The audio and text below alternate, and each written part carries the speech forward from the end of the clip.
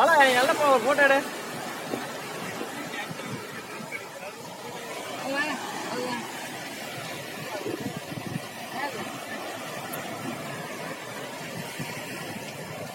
அங்க பாத்தியா தலைவர் எங்க எவ்வளவு தூரம் நடந்து போறாருன்னு?